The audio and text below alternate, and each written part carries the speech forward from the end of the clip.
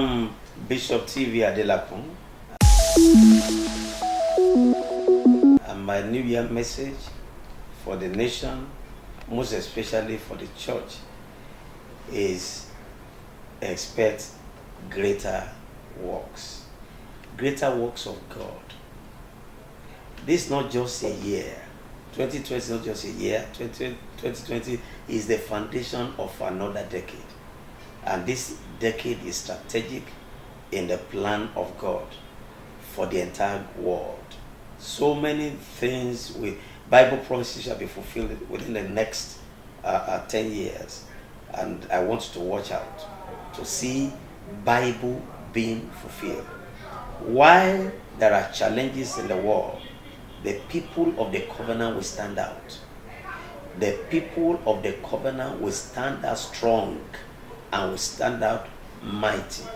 The church will blossom and the work of God will blossom in this decade. Our nation, Nigeria, is a nation that has a great potential. But unfortunately, over the years, we've not had the right kind of leadership to bring these potentials to reality for the good of all. But God says hope is not lost, because there is a future, and a great future for our nation. I want everyone hearing me to be rest assured of this, that the future of Nigeria in the hand of God is sure and is certain. A prophecy came out several years ago when I was in the University of Lagos, that Nigeria is the trigger, because Africa is like a gun, and from Nigeria shall the trigger be pulled to shoot the shot or revival that will envelop the whole earth. And we see that fulfilled today, because the strongest altars in the Christian move of God, they are here in Nigeria. And anywhere you find Nigeria, and anywhere in the world, as far as ministry is concerned, they are always breaking forth to the left or right. And now it's time for God to visit our economy, just as He has visited us in terms of our spiritual life. And we're going to see change. This decade is very, very paramount to see that happen. And mark my word, things will turn around for us.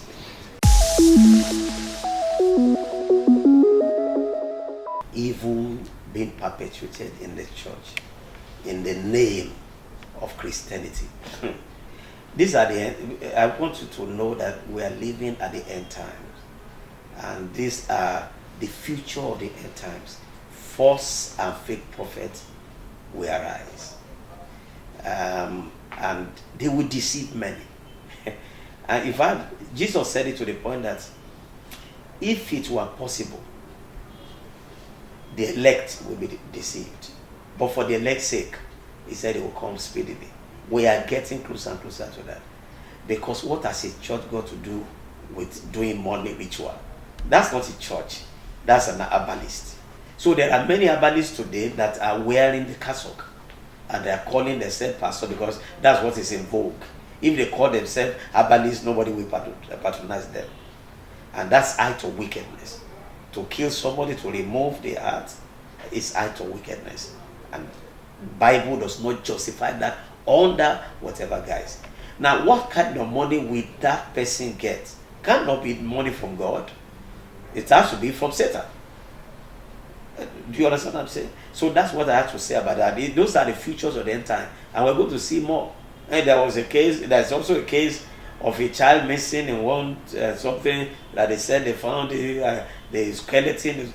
These are the signs of the end times, that they have to go and burn the church, burn the house of the pastor's case may be. And God will continue to expose those who are mixing things up with Jesus. Jesus is stand for light, not for darkness. And At the mention of his name, every name must bow. Anything that is that is beyond that one, that is not of God.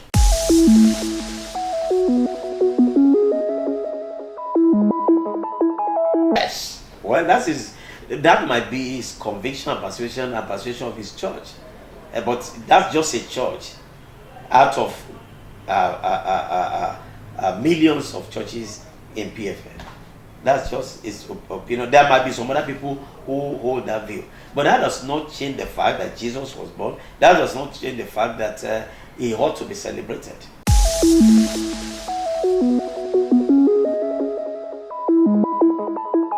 Well, I spoke to the national president today. Maybe later I will speak to him especially on this, so that he can call him and speak to him on that's unnecessary creation of controversy. It's uncalled for as far as I'm concerned. Because we believe in the virgin birth of Jesus. We believe he came to that. He believed that one. It's a Pentecostal church. You understand what I'm saying? But we are now talking about a day set aside to celebrate the coming of Jesus to the planet. I don't think there should be any controversy on the issue on that.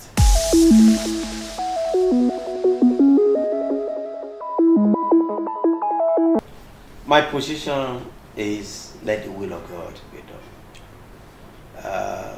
Whichever tribe, let the best person that will do Nigeria good emerge as the next president of this nation.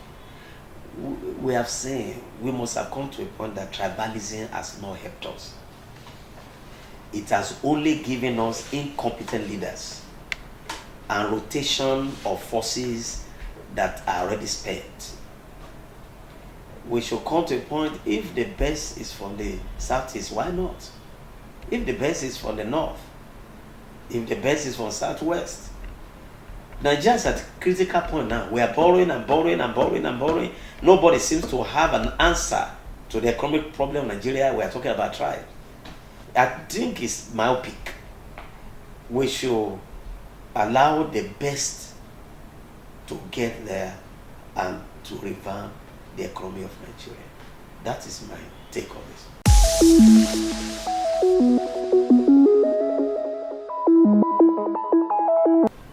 I will not blame APC as a party.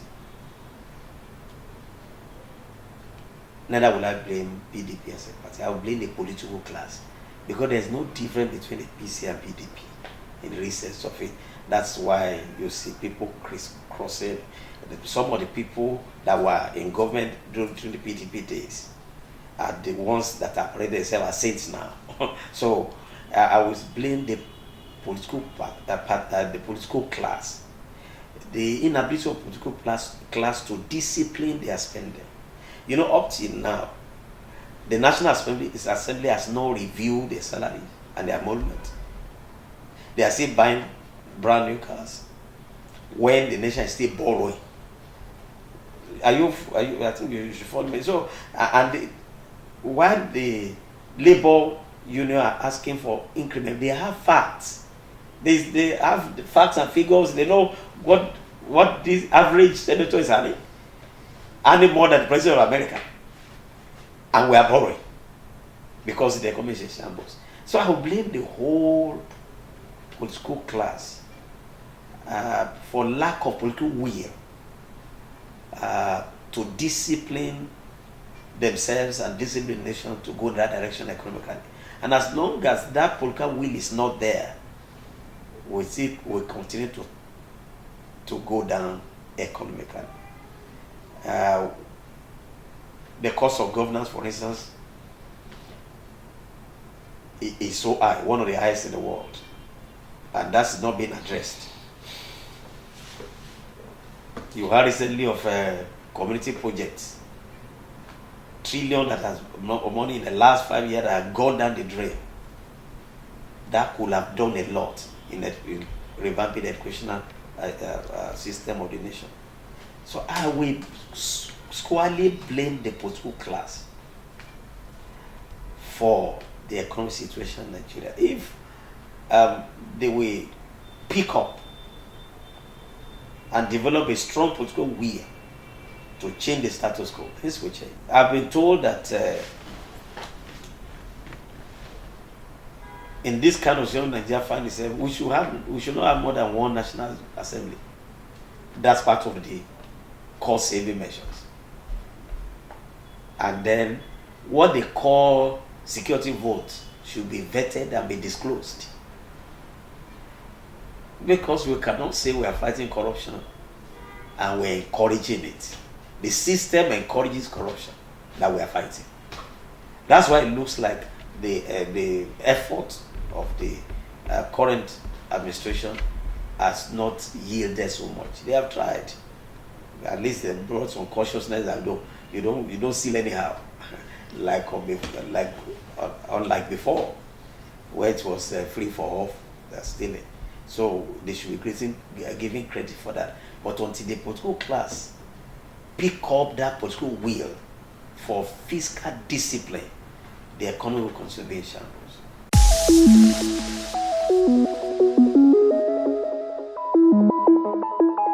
It's so unfortunate that this is happening before our eyes. The government claims that they have information that the public do not have. But the issue is, if the public do not have that information, they cannot be sympathetic to disobedience to court orders. Because if we say the court is the arbiter of the common man, and the competent court of law says somebody should be freed, that person should be freed. We don't need to, why do we have to wait until the United States speaks before we act? I think those who are advising the president should have a rethink and advise him well. We see the whole world today has become a global village. Whatever is happening in one place, it cannot be hidden from others. And of course, they will raise eyebrows when there are credible facts on ground. And some people are saying America should not interfere with the affairs of the nation. We live in a world that is connected, and America is the watchdog of the entire world, and then they're the police of the world. So if they find something not right, they're expected to talk. And at least I must appreciate the government that they have responded to that outcry ultimately, and that should continue. All those people who are prisoners of conscience, who competent court of law has asked to be released, should be released, including the man that is still in captivity, the Shiite man leader, that's El Zazaki.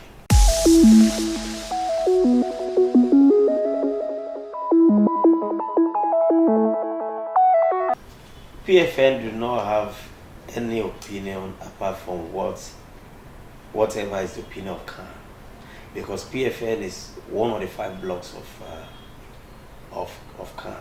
So when our national president, President of Khan, speaks, he's speaking on behalf of the entire church, entire body of Christ, and PFN will not go contrary to the proclamation of the national president of Khan. If national president of Khan said it's a welcome idea, that is where PFN stands.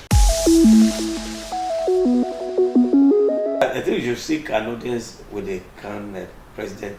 It will clear air on that. As long as there are human beings, there's politics. If we are dealing with human beings, there is politics. Politics is human being. What is politics? Let's look up to God to see us through this decade. They look unto him, they were lightened, and their conscience was not put to shame. There's no one who look up to him that will be put to shame. I want to advise also our people in political class